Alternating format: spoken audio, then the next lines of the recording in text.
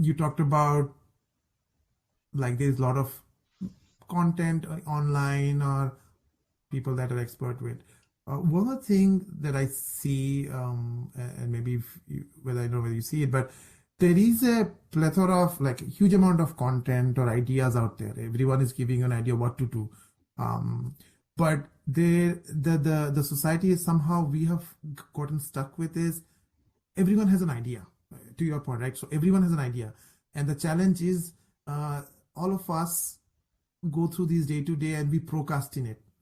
Procrastinate as a word where you have a lot of things you want to do, but you don't have the energy to go do it because you have something in your mind which is trying to tell you, hey Abhishek, you're still not perfect on camera, why are you starting this podcast? Or Amit, are you still not an expert in AI, you don't have a PhD in AI, how come you're starting a startup in AI?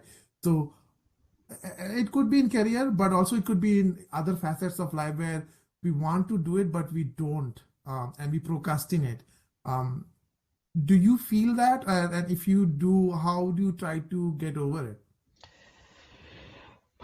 So again, two things. My answers are never simple, unfortunately, right? One Mhm. is I think procrastination is an important step. I think you should procrastinate, right?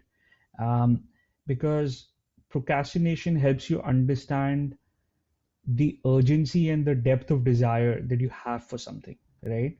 So if you're procrastinating on an idea or an action and you're able to sleep every night not doing it, perhaps it's not your priority, right? That's one thing. I mean, you're trying to reconcile, give yourself some feedback loops on that, right?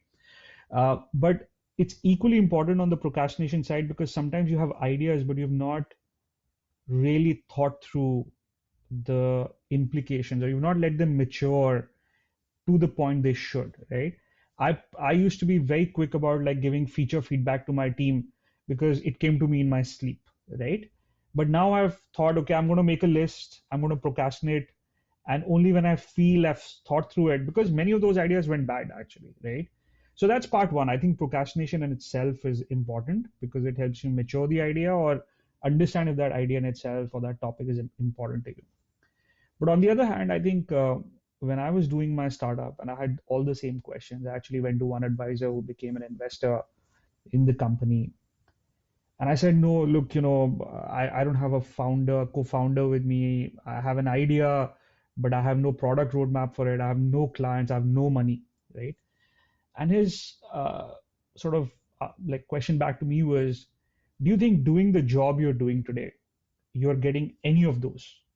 Like, if you continue to do this job for another year, do you think you will find a co-founder? Do you think you will find a client? Do you think you will find the money?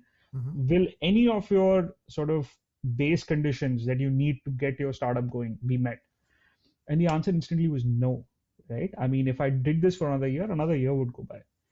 So I think you have to ask yourself, like, what is your threshold starting factor, right?